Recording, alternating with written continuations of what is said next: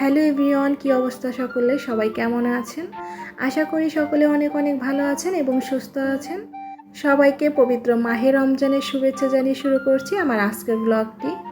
আশা করছি শুরু থেকে শেষ পর্যন্ত আমার আজকের ব্লগটি দেখবেন। এই তো আজকের ব্লগটি আমি দুপুর থেকে শুরু করেছি, যেহেতু পবিত্র রমজান মাস। ইফতার এবং সেহরি রান্নাটা কিন্তু দুপুর থেকেই শুরু করতে হয়, তা না হলে ইফতারিতে অনেকটাই দেরি হয়ে যায়। তো আমি ডালটা রান্না করে নিয়েছি। আমি এখানে সজনে দিয়ে ডাল রান্না করেছি, এটা মসুর ডাল। তো আমার ডালটা হয়ে যাওয়ার পর এখানে আমি শাক ভাজি করব। আর এখানে হচ্ছে আজকে আমি 2 ধরনের শাক ভাজি করব। এখানে আছে লাউ শাক আর পালং শাক, আর এখানে আছে দেশি মুরগি। এটা হচ্ছে আমার মা বাড়ি থেকে আমার আব্বার কাছে পাঠিয়ে দিয়েছিল রমজানের আগে, তো সেটাই আজকে আমি রান্না করব। তো মুরগি হোক আর গরু হোক, আমার বাসায় তো আলু ছাড়া একদমই চলবে না, কারণ আমার মেয়েরা, আমার হাজব্যান্ড আলু খেতে কিন্তু খুবই পছন্দ করে। তো সেটা গরু মাংসের মধ্যে হোক আর মুরগির সাথে হোক। তো এই জন্য আমি কিছু দেশি আলু এভাবে একটু খোসা ছাড়িয়ে নিয়েছি আর মাঝখানে একটু টুকরো করে নিয়েছি। এগুলো হচ্ছে আমি মাংস দিয়ে রান্না করব। তো এই তো আমি পালং শাকটা অলরেডি বসিয়ে দিয়েছি, আর পালং শাকটা আমি সিদ্ধ করতে বসিয়ে দিয়েছি লবণ আর কাঁচামরিচ দিয়ে। এখন হচ্ছে দুপুর 3টা বাজে, দেখেন তবুও কিন্তু রান্নাঘরে প্রচণ্ড রোদ। আর এটা হচ্ছে পশ্চিম পাশে আমার বাসার আর কি, পশ্চিম পাশে রান্নাঘরটা।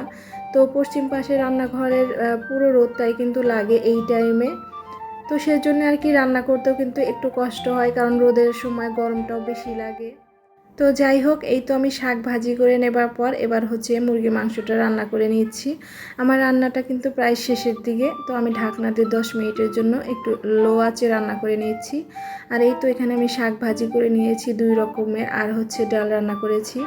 আর গত রাতের কিছু তরকারি কিন্তু রয়ে গেছে। এখানে হচ্ছে ছিমের বিচি দিয়ে রুই মাছ রান্না করেছিলাম, তো সেগুলো একটু গরম করে আগের রাতে খাবো। আর এই হচ্ছে আমার ইফতারি টেবিলটাও ইফতারি বানিয়ে সাজিয়ে নিয়েছি। তো এটা আপনাদের সাথে শেয়ার করা হয়নি, কেননা এগুলো যদি আমি শেয়ার করতে যাই তাহলে কিন্তু ভিডিওটা অনেক বড় হয়ে যায়, আর বড় ভিডিও অনেকেই দেখতে চান না।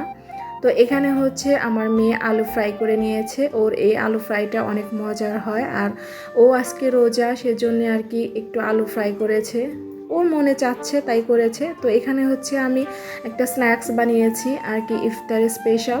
আর এখানে একটা মিষ্টি ডেজার্ট রেখেছি, এটা হচ্ছে milk pudding, caramel milk pudding. আর এখানে কিছু ভাজা পোড়া রেখেছি।